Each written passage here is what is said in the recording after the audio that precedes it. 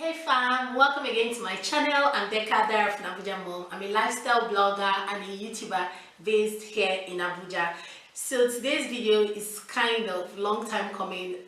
Let me not even lie. I've done this video like 3 times, but I didn't just like the outcome, and I'm just hoping this one is better. Seriously. Anyway, so today I'm going to be talking about 10 things I wish I had known before having 2 kids.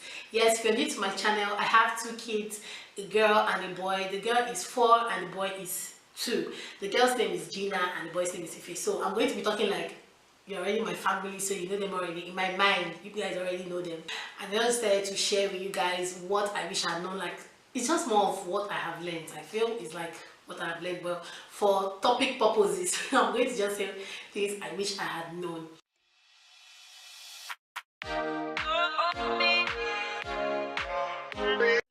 Thing I wish I had known before having 2 kids, that your life is about to change forever. Having more than 1 kid, it's a lot more difficult than having 1 kid. Like, if you already have more than 1 kid, you already know what I'm trying to say. Okay, so I have Gina and Ife.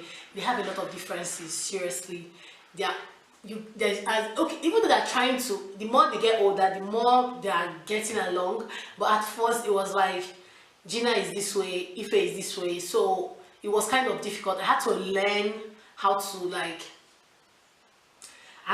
understand them. That's just basically it. I had to just learn their differences and try to just know how to manage them differently. There's even a video, I'm just going to post maybe a little clip of a video of what we learned in one of my kids, their school. They did a program for moms for you to learn how to, like, different types of children and how to parent them. Like, even you, like how you are. For instance, they would say maybe I'm an achiever parent and maybe I have an inspiration child. How I can cope with an inspiration child. So I'm going to just show you guys a short clip. They are gone. You don't start with details. You start with the big picture that can sustain their interest while you are telling them the details. But for children whose second letter is A, if you start with the big picture, they can't see it. What you should do is to start with details that you build to the big picture. That's how they learn. They are curious about almost anything. So these children, they learn dictionaries. They're the one that will say from age 9, even younger, they'll say they want a phone.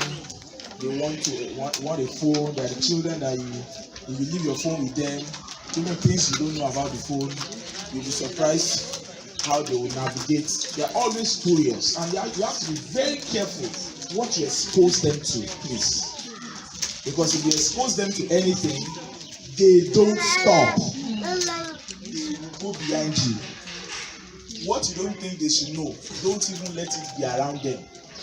If they see any move that. So the next one is, you are the only experts for your kids. Everybody will come with their own stories, like just like me, I'm coming with my own story. The thing is, in as much as I'm going to just tell you what I've learned or what I wish I had known, but then it's up to you to just figure it out, because my child and your child are not the same. Even though there's some similar things that maybe my child would be going through, and you're like, ah, yeah, my child is going through that thing, so it helps anyways. But you're just the only expert. Don't go and start listening to everybody and everybody. Watch your children, learn your children. As in, you know, Nigerian people, they are very, very intrusive. Like, they want to tell you what to do. They think all the children in Nigeria are the same. No, they're not the same. The way you the way you parent child A is not the way you parent child B. For instance, my daughter is very, very active. She wants to play. She doesn't know how to sit in one place. Like, if you leave her in one place, as if she's shaking. Like, she must be touching something. She must be doing, maybe touching her hair, her body. While my son, the kind of person, if you tell him sit down, he will just go and sit down and it's okay.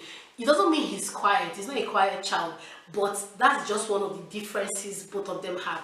For another way, my daughter likes bread alone. My daughter can eat half of a loaf in a day, or a loaf. I don't want to exaggerate. Let me just say half a day. My son doesn't like bread, but he eats maybe 1 or 2 slices because of the sister. My sister is doing it, but you would know he doesn't really like it. And I can't be parent. I can't say, okay, because of Gina eats bread, or if you must eat bread. No, I have to learn how to become the expert in like trying to like, okay, if you have to eat bread, Gina, I have to eat bread, but I'll also put this to also make it more interesting, make it sweeter for you. I don't know if you guys get what I'm trying to say. The next one is like I said, every baby is different. I've already said that no two children are the same. You cannot say child A is better than child B, or child A is like child B. You can't say that. So you have to learn that it's a teamwork. You can't do it alone. The two parents have to be involved.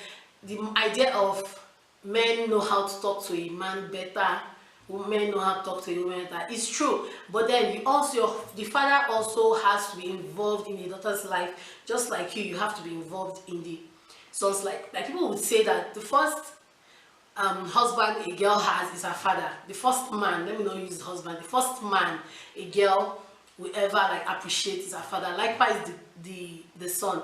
If you're the type of person that you're difficult, your son grows up thinking women are difficult. Seriously, if you're the type of person that your husband is the type of person that, like there's something I read on Instagram lately, they were like talking about food, and it was like the woman, the husband wants to eat fresh soup every day. Like even if it's egusi he eats today, if he wants to eat egusi tomorrow, it has to be fresh. If your daughter sees you doing that, she grows up and thinks that's how men are. So you have to be involved. You have to try and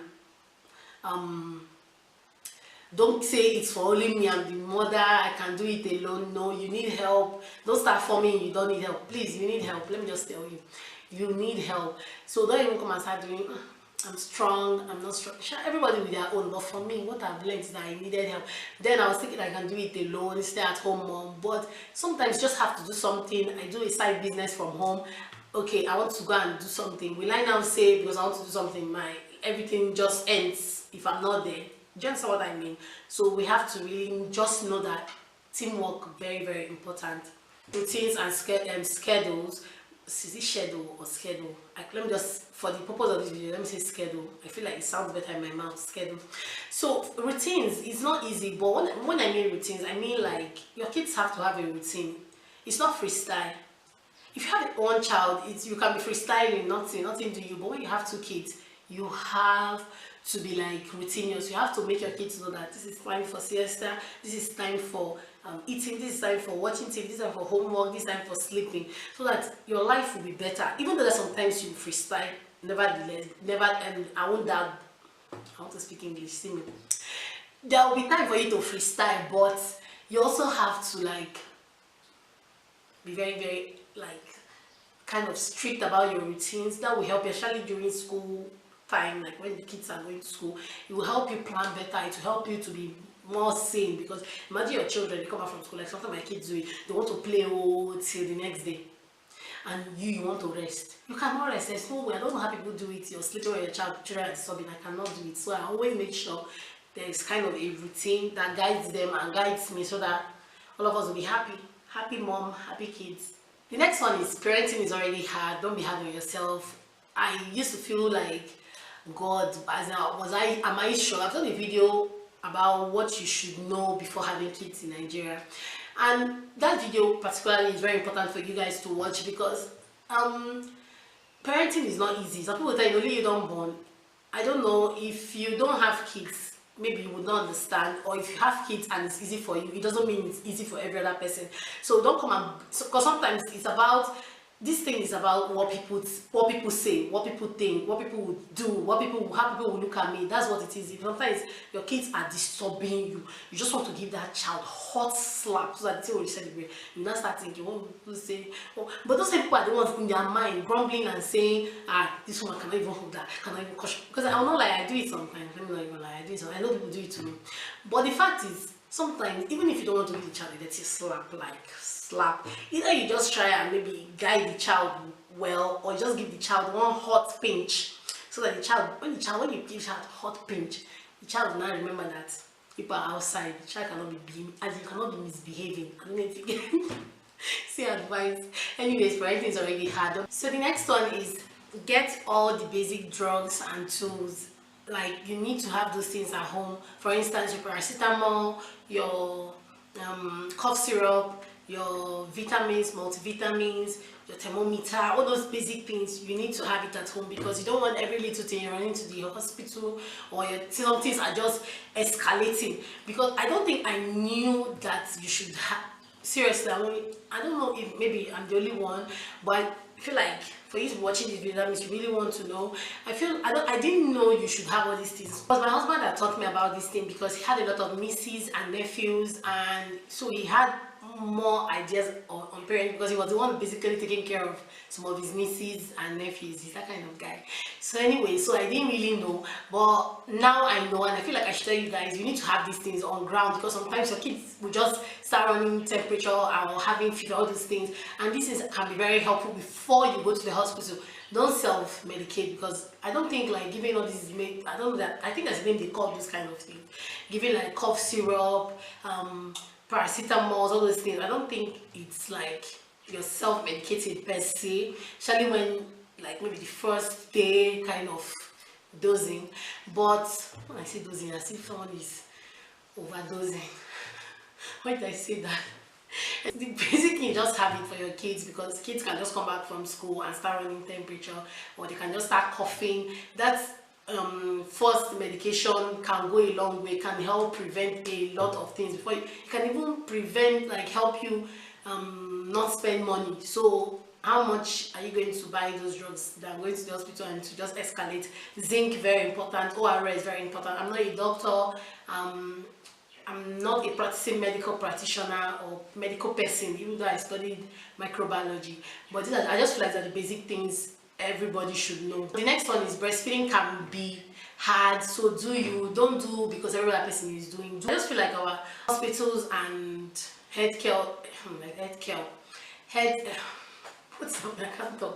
healthcare centers don't do a very good job in explaining these things to moms. They just tell you breastfeeding is the best. They'll be singing, "Mommy, give me milk," all this kind of. That's all they teach you. When you go for antenatal, you know what I'm talking about. They're just singing funny songs.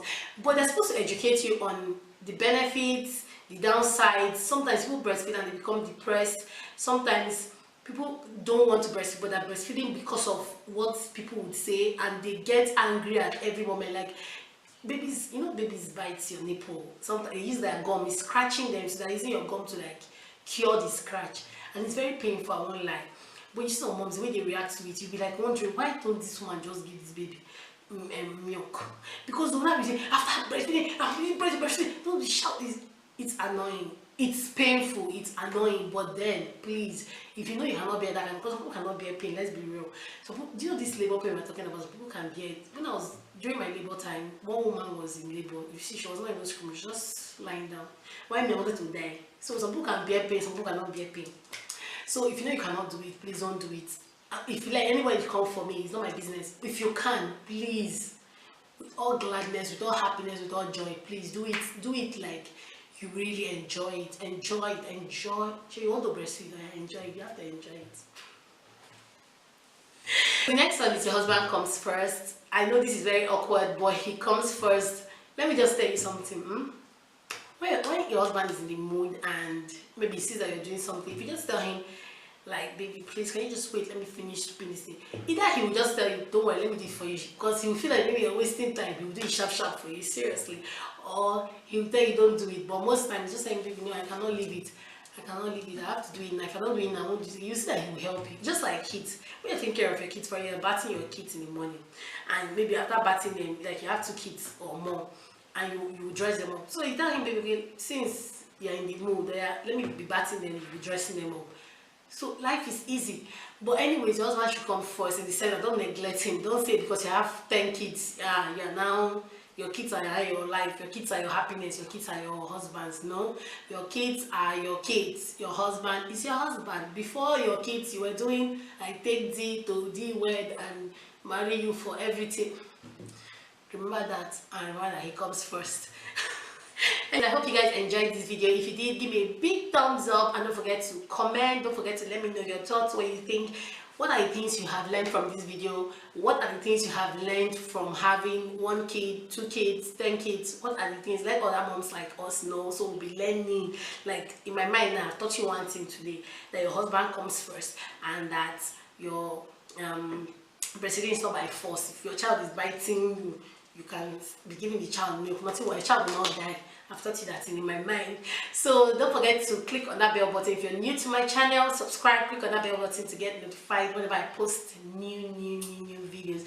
So those of you that subscribed lately, because I noticed I've had more subscribers lately, thank you so much for subscribing. If you can, it's not my fault. If you can, please share, and I love you so much.